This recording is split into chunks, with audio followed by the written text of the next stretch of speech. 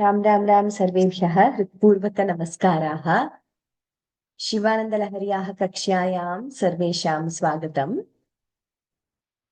We are in the 54th session of Shivananda Lahari and we have completed 81 verses in the previous classes. We will begin from the 82nd verse onwards today. Welcome to our panelists also for today, Shriya and Aditi. Let us begin with Guru Vandanam.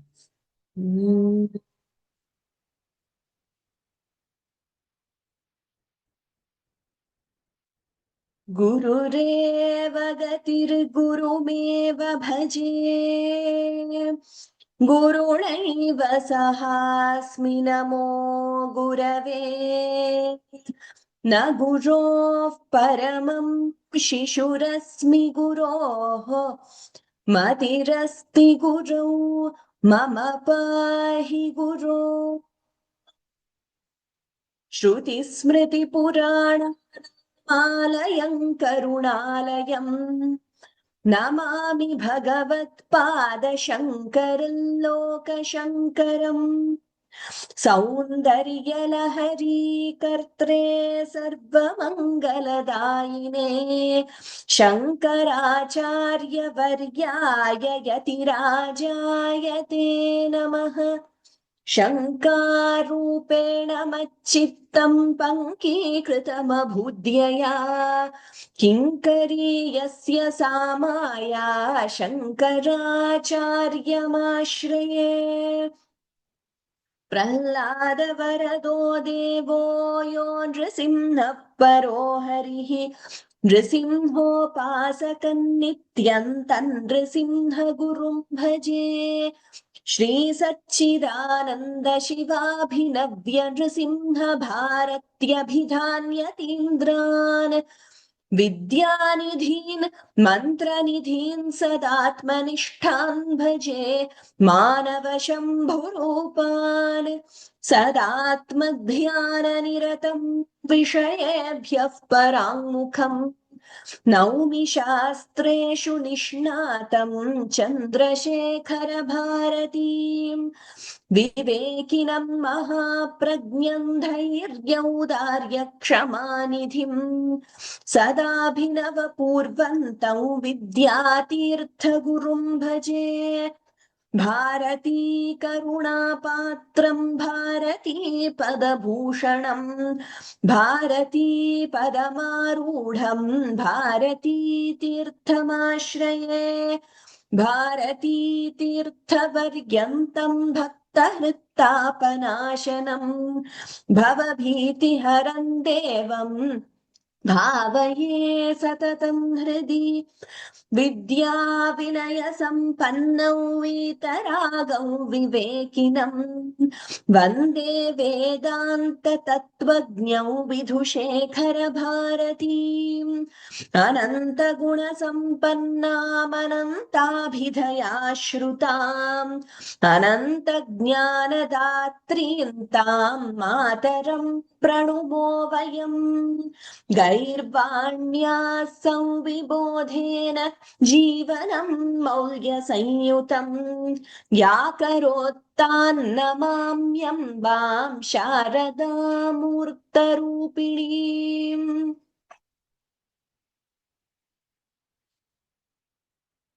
कलाभ्यां चूडकृतशशिकलाभ्यां निजतपः फलाभ्यां भक्तेषु प्रकटितफलाभ्यां भवतु मे शिवाभ्यामस्तोकत्रिभुवन शिवाभ्यां हृदि पुनर्भवाभ्यामानन्दस्फुरदनुभवाभ्यां नतिर्यम्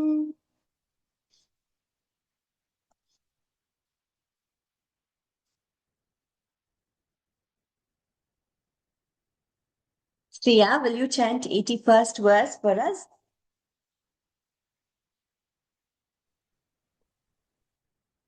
कञ्चित्कालमुमामहेश भवतः पादारविन्दार्चनैः कञ्चिद्ध्यानसमाधिभिश्च नितिभिः कञ्चित् कथा कर्णनैः नतिभिः, कञ्चित् not ni. Once again, kanchid dhyana samadhibhischa natiभिः. कञ्चिद्ध्यानसमाधिभिश्च नतिभिः कञ्चित् कथाकर्णनैः कञ्चिदवेक्षणैश्च नुतिभिः कञ्चिद्दमां दशामीदृशीं यः प्राप्नोति मुदा त्वदर्पितमनाः जीवान् स मुक्तिः खलु जीवन समुक्तः खलु. जीवन् स मुक्तः खलु. Okay, now Aditi, will you chant? 81 only. कञ्चित् कालमुमामहेश भवतः पादारविन्दार्चनैः कञ्चिद्ध्यानसमाधिभिश्च नतिभिः कञ्चित् कथाकर्णनैः कञ्चिदवेक्षणैश्च नुतिभिः कञ्चिद्दशामीदृशीं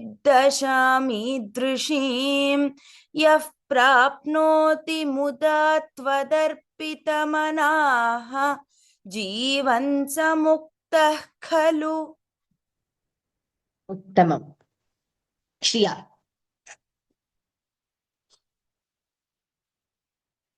बाणत्वं वृषभत्वमर्धवपुषा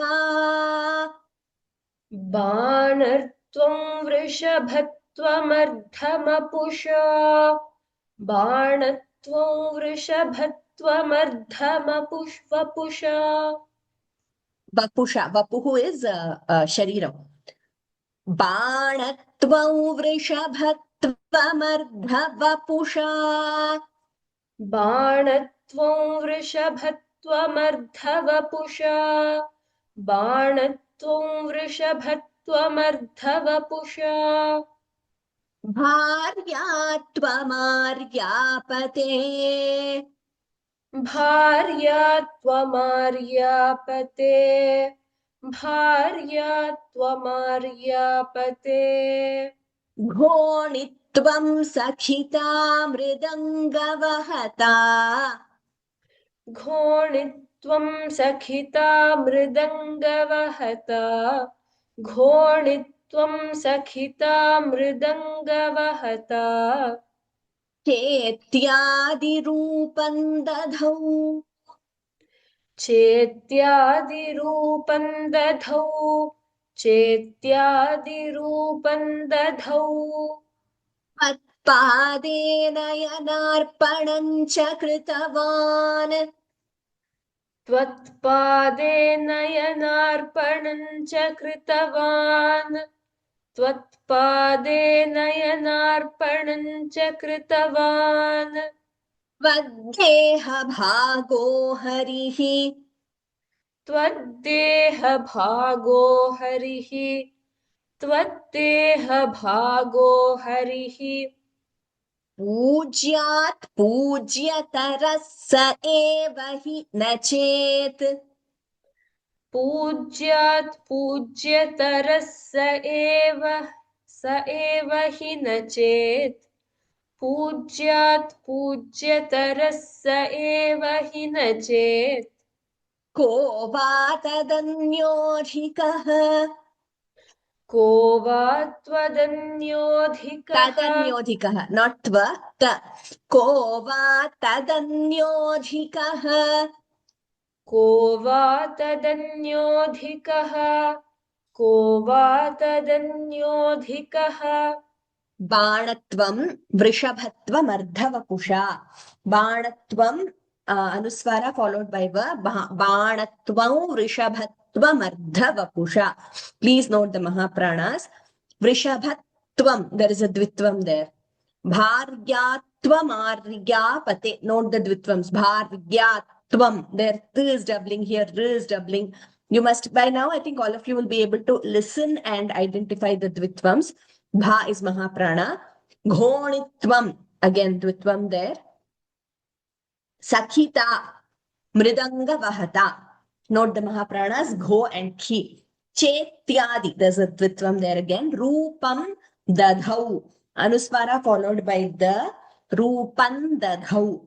The first the is Alpa Prana, only second the is Mahaprana.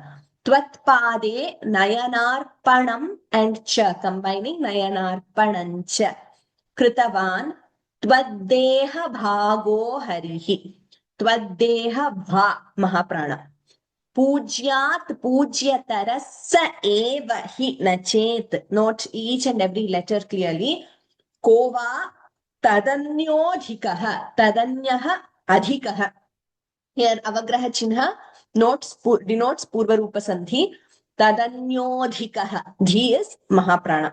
We will do one pada at a time. बाणत्वं वृषभत्वमर्धवपुषा भार्यात्वमार्यापते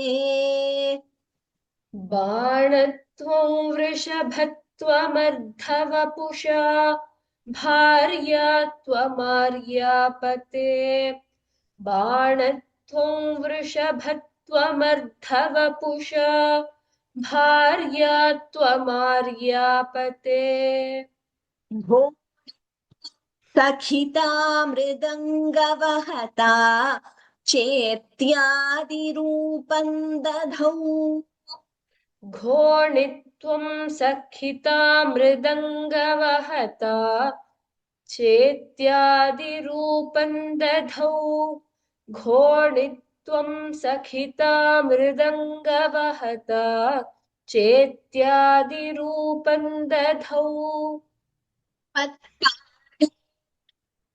पणस्य कृतवान् त्वद्देहभागो हरिः त्वत्पादे नयनार्पणं च कृतवान् त्वद्देहभागो हरिः त्वत्पादे नयनार्पणं च कृतवान् त्वद्देहभागो हरिः पूज्यात् पूज्यतरः स एव हि न चेत् को वा तदन्योऽधिकः पूज्यात् पूज्यतरः स एव हि न चेत् को वा तदन्योऽधिकः पूज्यात् पूज्यतरः स एव हि न चेत् को वा तदन्योऽधिकः उत्तमम् बाणत्वं वृषभत्वमर्धवपुषा भार्यात्वमार्यापते घोणित्वं सखिता मृदङ्गवहता चेत्यादिरूपं दधौ बाणत्वं वृषभत्वमर्धवपुषा भार्यात्वमार्यापते घोणित्वं सखिता मृदङ्गवहता चेत्यादिरूपं दधौ बाणत्वं वृषभत्वमर्धवपुषा भार्यात्वमार्यापते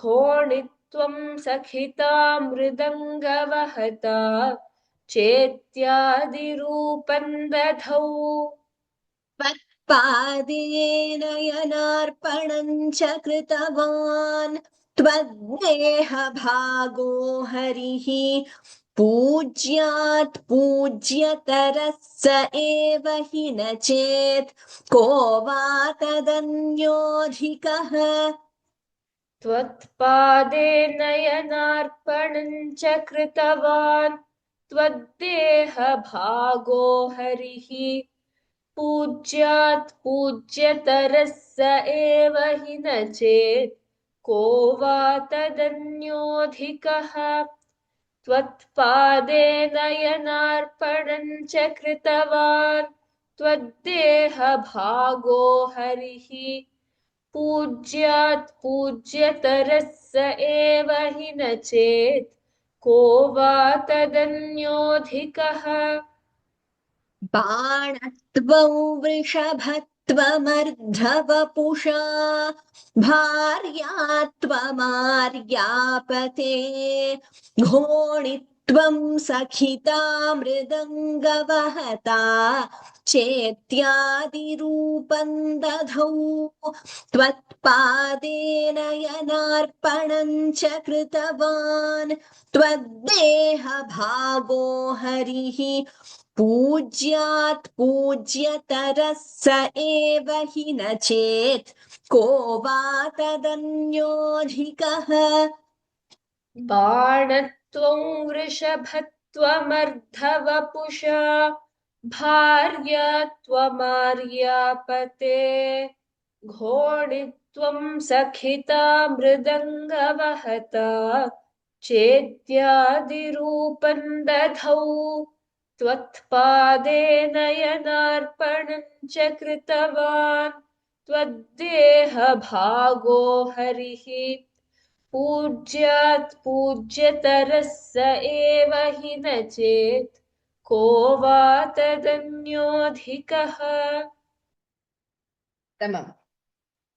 So this verse is a very unique verse in the sense that it is a praise both to Parameshwara and to Mahavishnu. So a very unique way of praising both and showing the unity of both by the literary and spiritual genius of our Shankara Bhagavat Padacharya.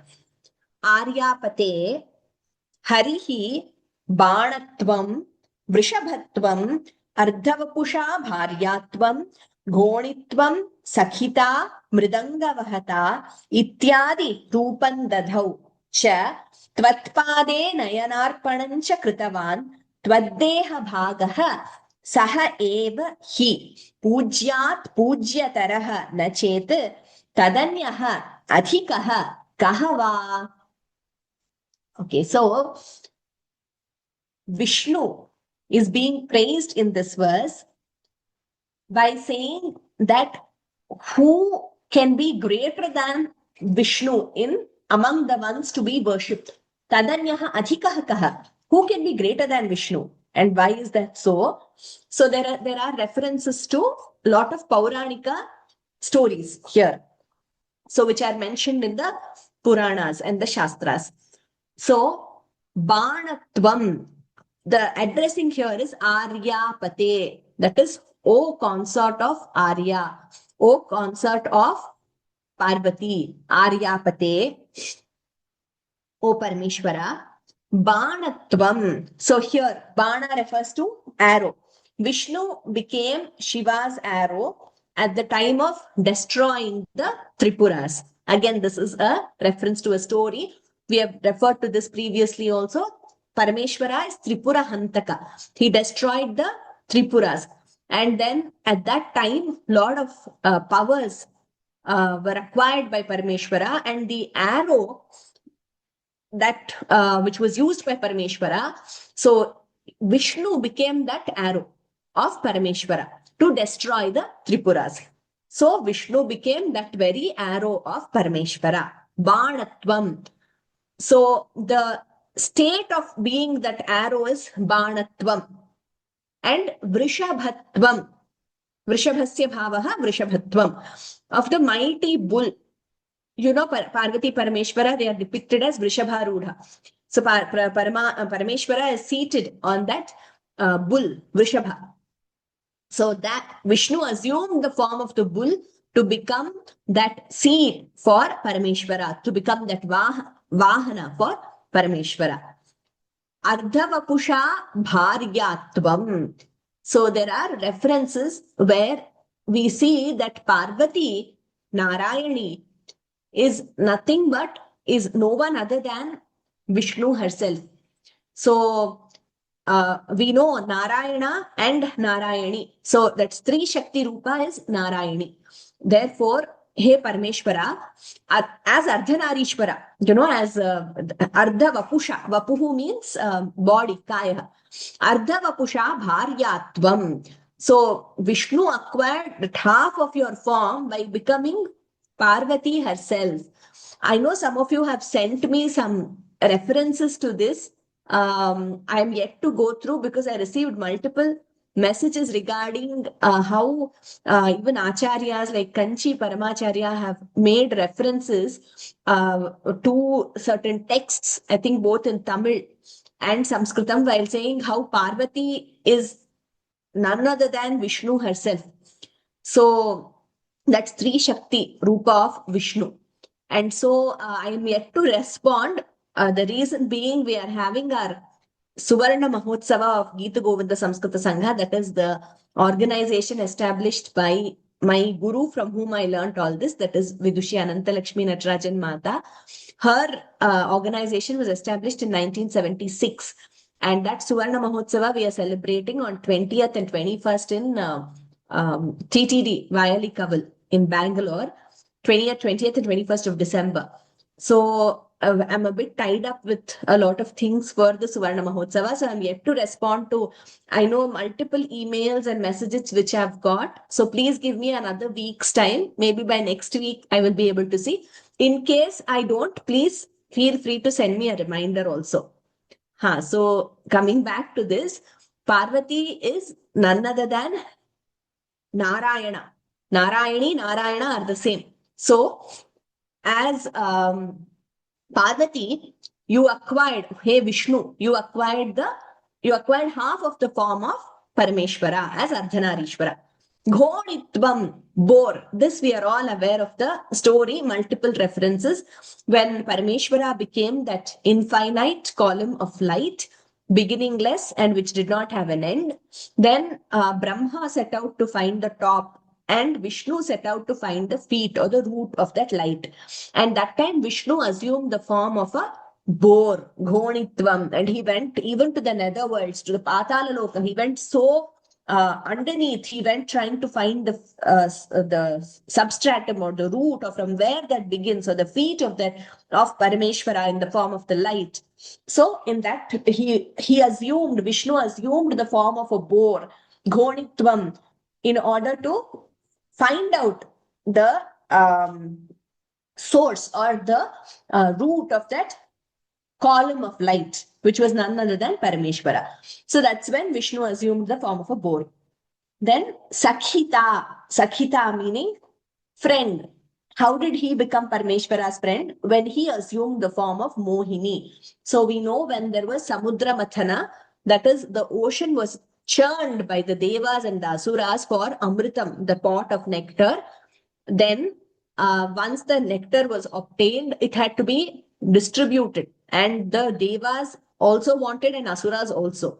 And in the form of Mohini, Vishnu assumes that form of that beautiful lady in order to distribute it to the Devas and not to the Asuras. And that form of Mohini is referred to as Sakhita, the friend of Vishnu, the friend of Parameshwara. Mridanga Vahata, Mridangam player. Again, references that Vishnu becomes the Mridangam player when Parameshwara performs Ananda Tandava in the Pradosha Kala. So therefore, there Vishnu serves as the Mridanga player, the one who gives that rhythm for that Ananda Tandava. We all know how important Mridangam rhythm is for dance. Chetyadi, Cha Ityadi. In this way, various forms. Rupan Dadhau. Vishnu assumed various forms in this way. Tvatpade Nayanarpanancha Kritavan. He has also offered his eye at your feet. So again, this is a reference to a story where Vishnu was worshipping Parameshwara with 1,000 lotuses. And once when he was performing puja, he found out that there were only 999. One lotus was less. So then he offered Vishnu's eyes are like lotus, right? Padmanayana. Therefore, he offered his own eye at the feet of Parameshwara as the 1,000th lotus. So this again is a reference to a story. Tvatpade nayanarpanancha kritavan twaddeha bhago harihi. Hari is a part of your own form, O Parameshwara.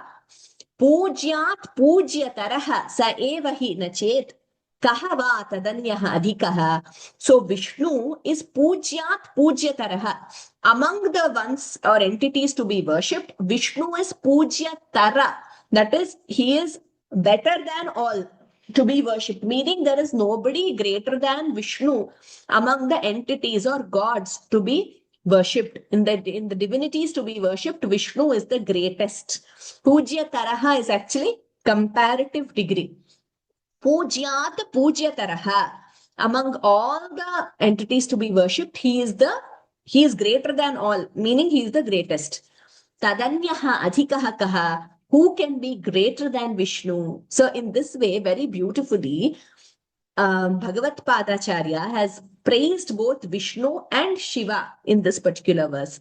And we all know that Bhagavat Padacharya himself has composed multiple stotras on Vishnu also, on Devi also. Ultimately, in whichever form, Saguna form, we do our Aradhana, ultimately it all moves towards, it's all towards the same Parabrahma Tattvam, that Nirguna Brahman, that Parabrahma Tattvam.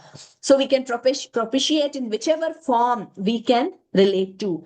And there are multiple references by our composers in both Carnatic music and Sanskrit, why even in Vishnu Sahasranamam itself, in Mahabharatam,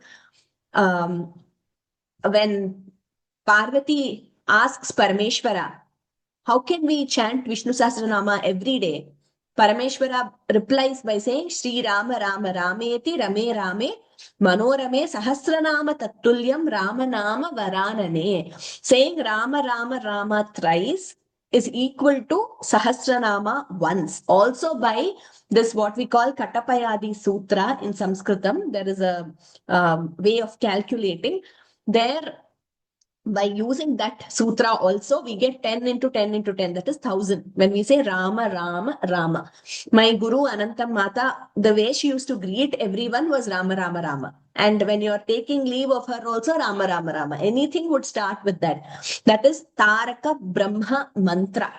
And Bhagavat Padacharya in Rama Bhujanga Prayata Stotram says, Yada Varnayat Karnamule Antakale Shivaha Rama Rama Rameti Rameti Kashyam. So Shiva is believed, and there are multiple references again to this in our Puranas, to chant Rama Rama Rama thrice. This is Taraka Brahma mantra. In the year of those who leave their mortal form in Kashi, Karnamule Antakale, that is in the last moments. Shiva chants Rama Rama Rama in the year.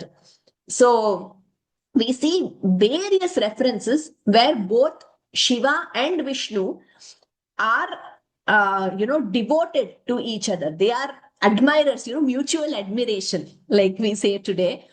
And Tyagaraja very beautifully in one of the Pancharatna Kriti says, Vadu Sakshi, Ramanama Rasikudu, Kailasa Sadanudu Sakshi.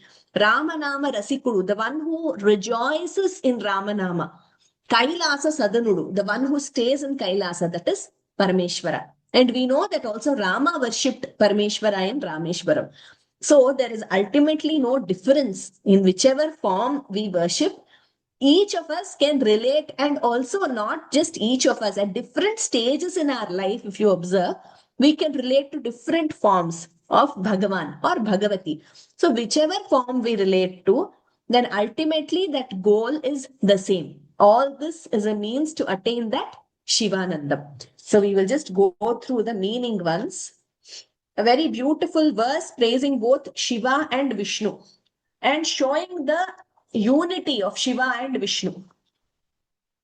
O Aryapati Parameshwara, Vishnu, who is a part of your very being, has taken on various forms in devotion to you. He has become your arrow, Bana, your mighty bull, Vrishabha, half of your very form, Ardhanarishwara, your consort, Parvati, a boar, Varaha, your friend, and even a mridanga player to accompany your divine dance, Ananda Tandava. Not only that, he has also offered his very eyes at your feet.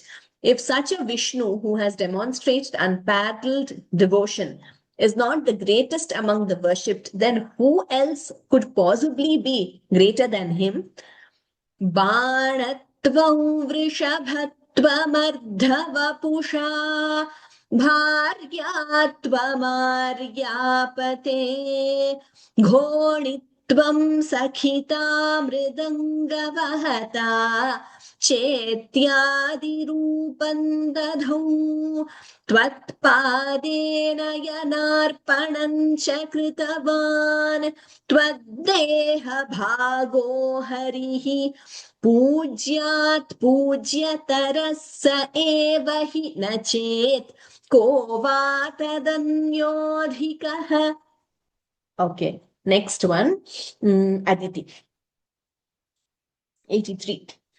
जननमृतियुतानाम् जननमृतियुतानां जननमृतियुतानां सेवया देवतानाम् सेवया देवतानां सेवया देवतानां न भवति सुखलेशः न भवति सुखलेशः न भवति सुखलेशः संशयो नास्ति तत्र संशयो नास्ति तत्र संशयो नास्ति तत्र अजनिममृतरूपम् अजनिममृतरूपम् अजनिममृतरूपम् साम्बमीशं भजन्ते साम्बमीशं भजन्ते साम्बमीशं भजन्ते य इह परमसौख्यम् य इह परमसौख्यं य इह परमसौख्यं ते हि धन्या लभन्ते ते हि धन्या लभन्ते ते हि धन्या लभन्ते जननमृतियुतानां सेवया देवतानां न भवति सुखलेशः संशयो नास्ति तत्र अजनिममृतरूपं साम्बमीशं भजन्ते य इह परमसौख्यं ते हि धन्या लभन्ते. Please note the Mahapranas everywhere. And Janani, Janana Mriti, we should not pronounce it as Mruti. It is Mr, like Rituhu, that real pronunciation. Sukha Leshaha, Kha is Mahaprana. Ajani Mamrita Rupam. Again, there Amrita. Please note the pronunciation. It is not Amrutam. There is no second M there. And it is not Amrutam. It is not Ru also. Ajani Mamrita Rupam. Sambamisham Bhajante. Ya iha Paramasaukyam. Note the Dvitvam. Tehi Dhanyadha is Mahaprana. Labhante. We'll do one pada at a time, or rather two padas at a time. Jananamriti yutanam sevaya devatanam na bhavati sukhaleshah samshayo nasti tatra. जननमृतियुतानां सेवया देवतानां न भवति सुखलेशः संशयो नास्ति तत्र जननमृतियुतानां सेवया देवतानां न भवति सुखलेशः संशयो नास्ति तत्र अजनिममृतरूपं साम्बमीशं भजन्ते य इह परमसौख्यं ते हि धन्या लभन्ते. अजनिममृतरूपं साम्बमीशं भजन्ते य इह परमसौख्यं ते हि धन्या लभन्ते. अजनिममृतरूपं साम्बमीशं भजन्ते य इह परमसौख्यं ते हि धन्या लभन्ते। जननमृतियुतानां सेवया देवतानां न भवति सुखलेशः संशयो नास्ति तत्र अजनिममृतरूपं साम्बमीशं भजन्ते य इह परमसौख्यं ते हि धन्या लभन्ते।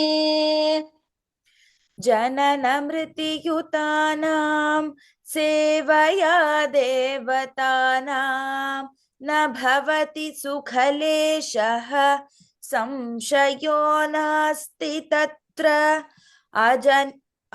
अजनिममृतरूपं साम्बमीशं भजन्ते य इह परमसौख्यं ते हि धन्या लभन्ते।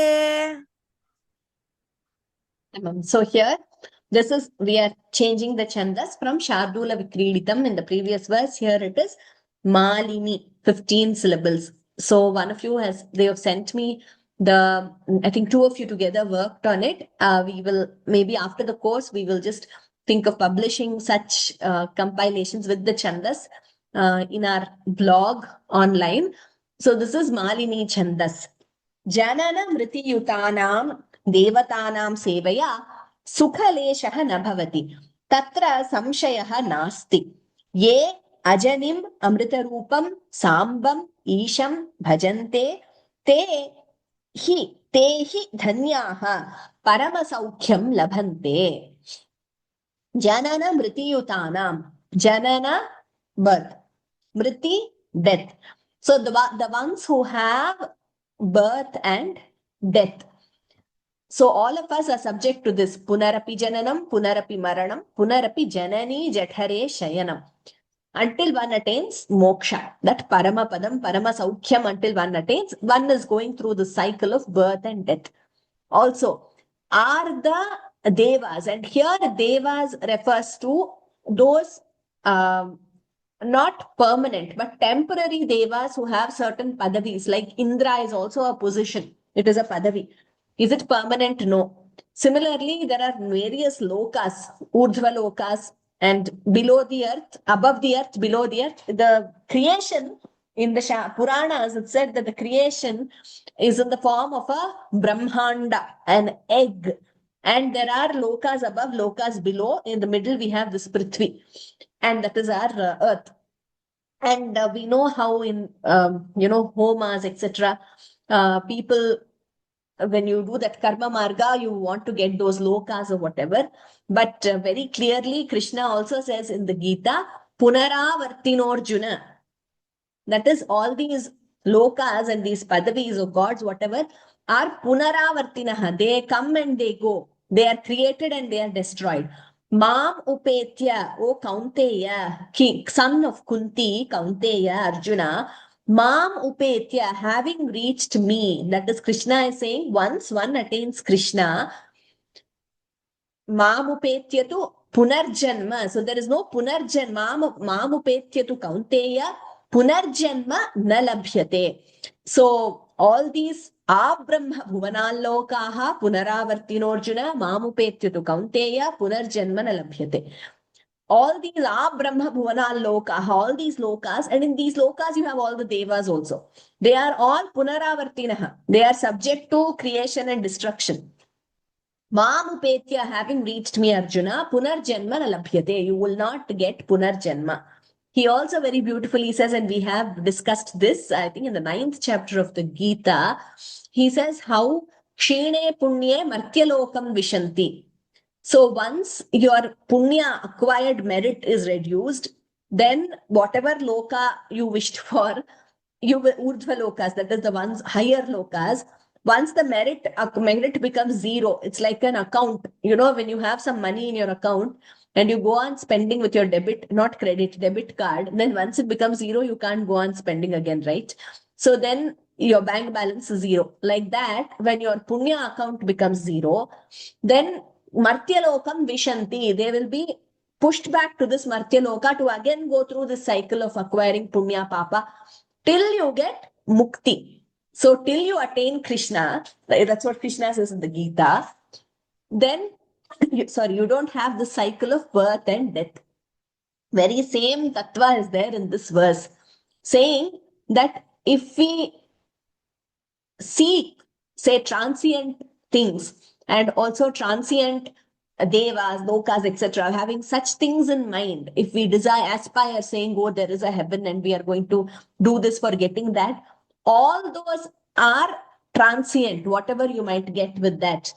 Devatanam sevaya, by worshipping such devatas, sevaya, by serving such devatas, sukha leshaha nabhavati, you will not get even little bit of happiness.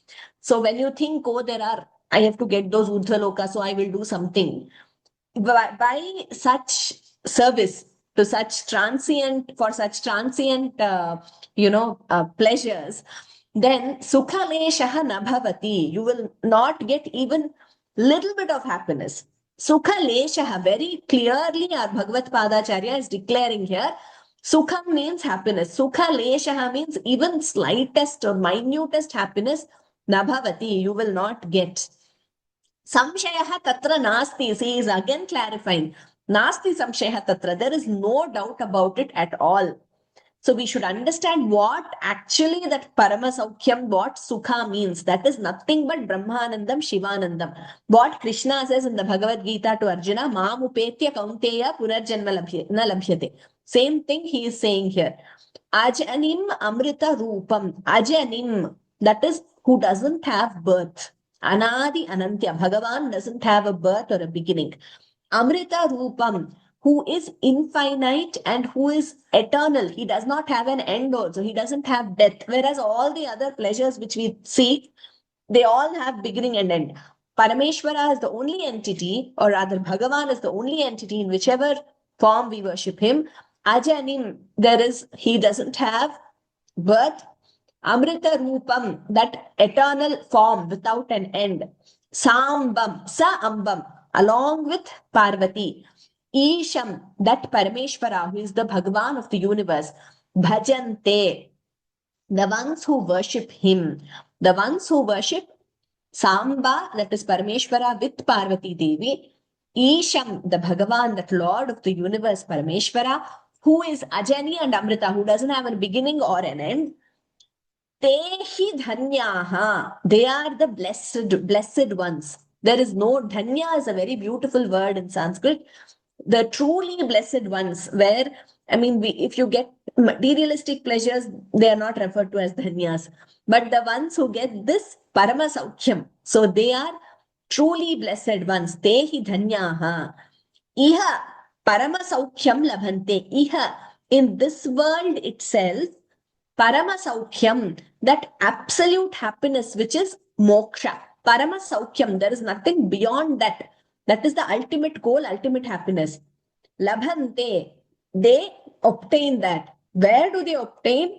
Iha, in this world itself. So, very clearly Parameshwara is telling us, please don't aspire for other worlds thinking there is some other heaven there where I will get happiness. So I do good deeds here. No, don't think of all those things. In this very world, by prostrating to Parameshwara, by worshipping Parameshwara, you get that Paramasaukyam. Iha, they are the ones who are truly blessed. And there is absolutely not even a little bit of happiness in worshipping transient entities, or wishing for transient pleasures, or thinking that, we have to get the pleasure in those transient lokas. All those are limited. And the limitless, infinite one is Parameshwara. So worship him and you will get the end, that ultimate happiness here itself, in this very world. There's no need to think I have to go somewhere beyond earth. Here itself you will get the Paramasaukhya by worshipping Parameshwara. A very clear declaration by Bhagavad Padacharya, also echoing what Krishna has taught in Bhagavad Gita. So let us read the meaning. There is no doubt that worshipping devatas cannot grant even a fraction of true happiness. However, those who worship Shiva, the eternal, birthless, and infinite eternal one without an end, who is ever united with Parvati, they attain supreme bliss or moksha in this very life. Iha. Indeed, such devotees are truly blessed, for they alone gain the highest happiness. So let us go through this, read this verse once. Jananamriti yutanam sevaya devatanam na bhavati sukhaleshah samshayo nasti tatra ajanimamrita rupam sambamisham bhajante ya iha parama saukyam ते हि धन्या लभन्ते. Okay, now give me just a minute. I think we have time for the next verse also. Just give me a minute. I will give you the presentation for that.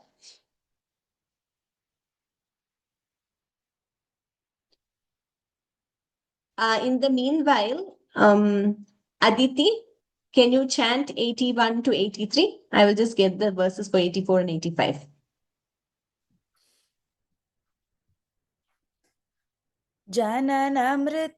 जननमृतियुतानां सेवया देवतानां न भवति सुखलेशः संशयो नास्ति तत्र अजनममृतरूपं जनिममृतरूपम्. अजनिममृतरूपं साम्बमीशं भजन्ते य इह परमसौख्यं ते हि धन्या लभन्ते. उत्तमम्. किञ्चित्कालमुमामहेश भवतः पादारविन्दार्चनैः कञ्चिद्ध्यानसमाधिभिश्च नतिभिः कञ्चित् कथाकर्णनैः कञ्चिदवेक्षणैश्च नुतिभिः कञ्चिद्दशामीदृशीं यः प्राप्नोति मुदा त्वदर्पितमनाः जीवन् समुक्तः खलु. बाणत्वं वृषभत्वमर्धवपुषा भार्यात्वमार्यापते घोणित्वं सखिता मृदङ्गवहता चेत्यादिरूपं दधौ त्वत्पादे नयनार्पणं च कृतवान् त्वद्देहभागो हरिः पूज्यात् पूज्यतरः स एव हि न चेत् को वा तदन्योऽधिकः. जननमृतियुतानां सेवया देवतानां न भवति सुखलेशः संशयो नास्ति तत्र अजनिममृतरूपं साम्बमीशं भजन्ते य इह परमसौख्यं ते हि धन्या लभन्ते. Uttamam, Dhanyavadaha. I think it was right here in this PPT, but the order was changed. Anyway, so 84, now Shriya. Shiva tava parichariya sannidhanaya gauryaha. Shiva तव परिचर्या सन्निधानाय गौर्या शिव तव परिचर्या सन्निधानाय गौर्याः मम गुणधुर्या भव मम गुणधुर्यां भव मम गुणधुर्याम् बुद्धिकन्या प्रदास्ये बुद्धिकन्यां प्रदास्ते बुद्धिकन्यां प्रदास्ते प्रदास्ये.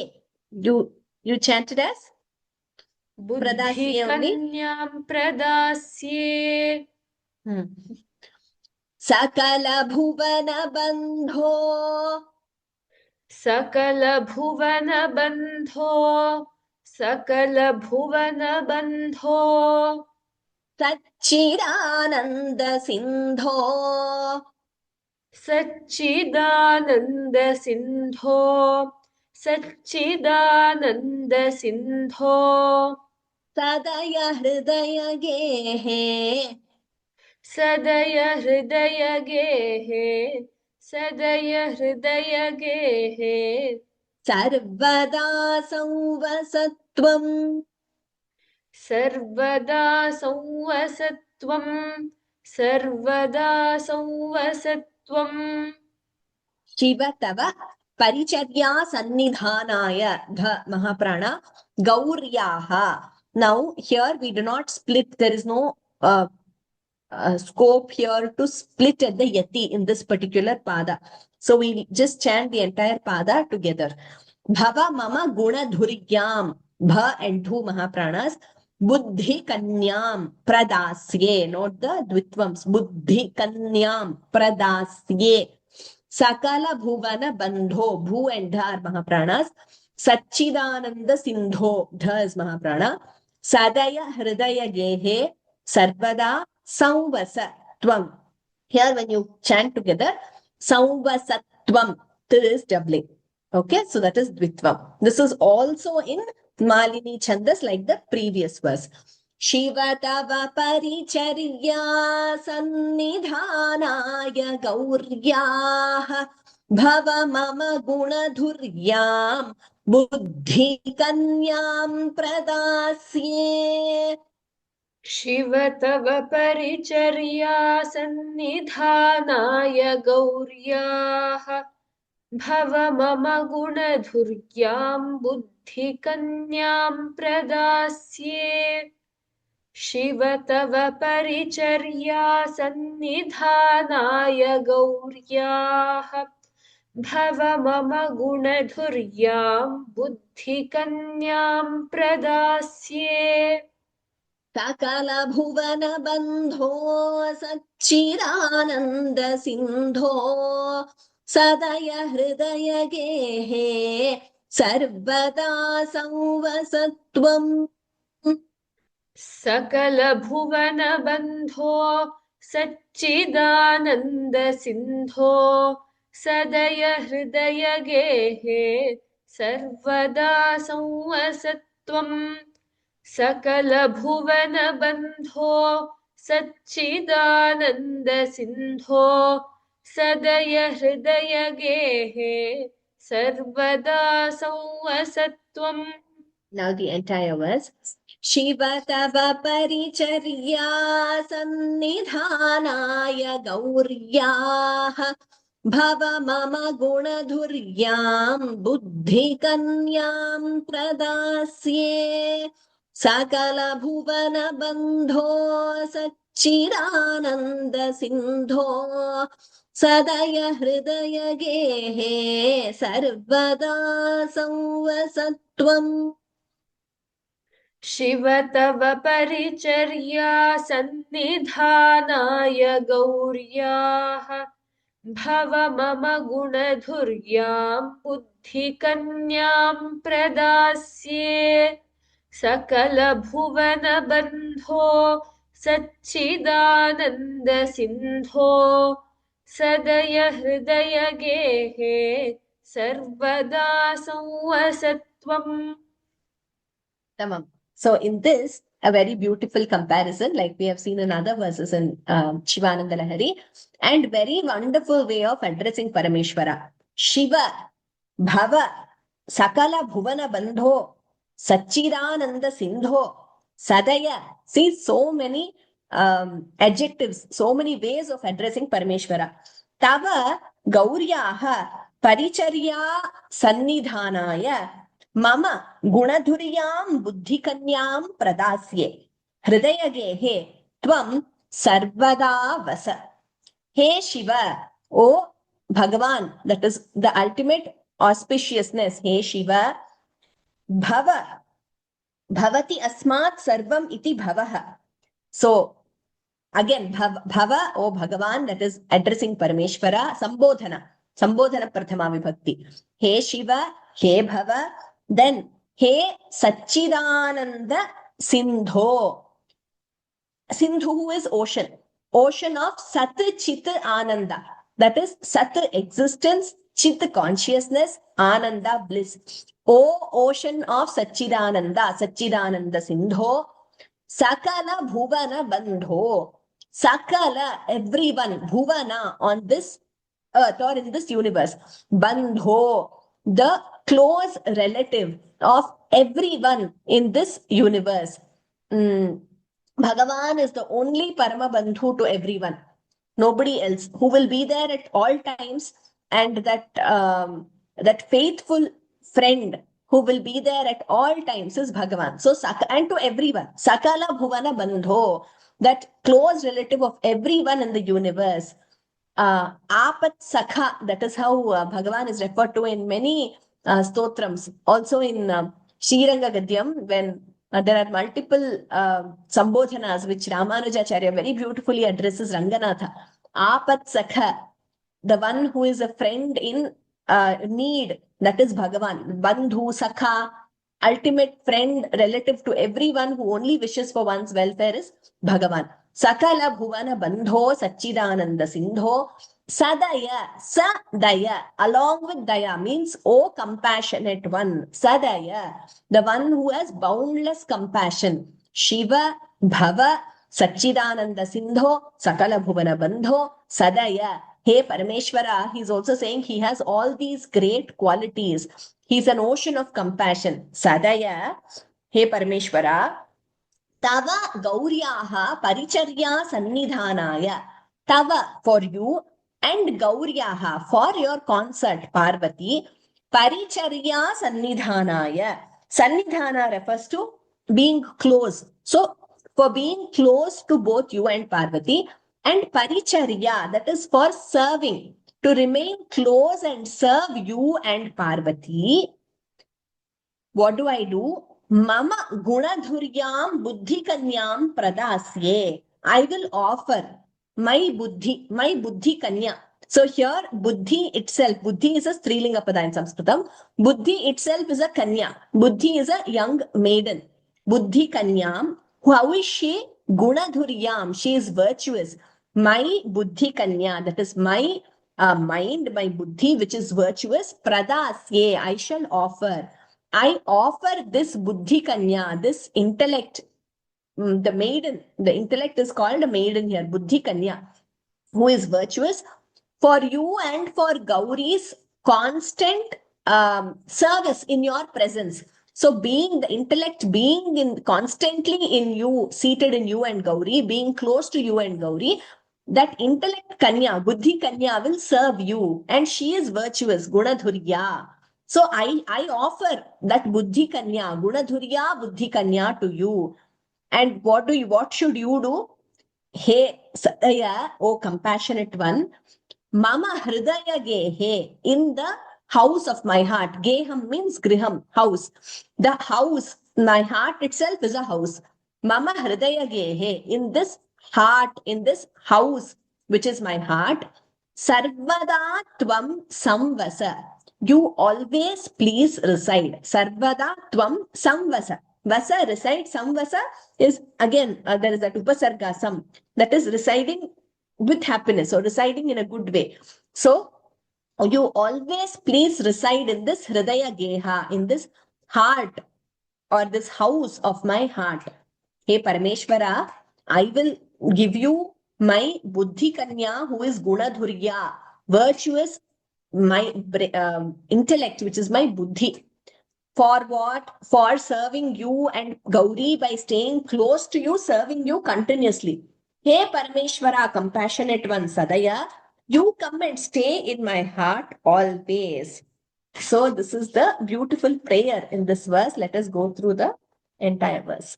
O Shiva, the embodiment of auspiciousness, I offer my intellect, the most virtuous maiden, in service to you and Gauri, so that she may remain ever engaged in your divine worship. Now, why does he say Gunadhurya here?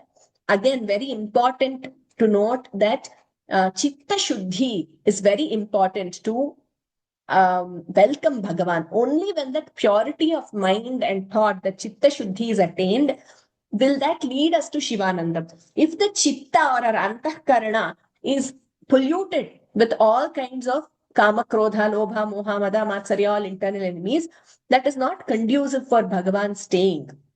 And they are obstacles to attaining Shivanandam. So here the buddhi is very pure. Guna, and she is fulfilled with good qualities. Gunadhurya. That's the importance of this word. Gunadhuryam buddhi kanyam. O Bhava, the foundation of all existence, you are the closest relative of all beings in the universe. You are the boundless ocean of existence, consciousness, and bliss. That is Satchidananda Sindho. O most compassionate one, Sadaya, I humbly pray, please reside forever in the abode of my heart. A beautiful verse. Shiva तव परिचर्या सन्निधानाय गौर्याः भव मम गुणधुर्यां बुद्धिकन्यां प्रदास्ये सकलभुवनबन्धो सच्चिदानन्दसिन्धो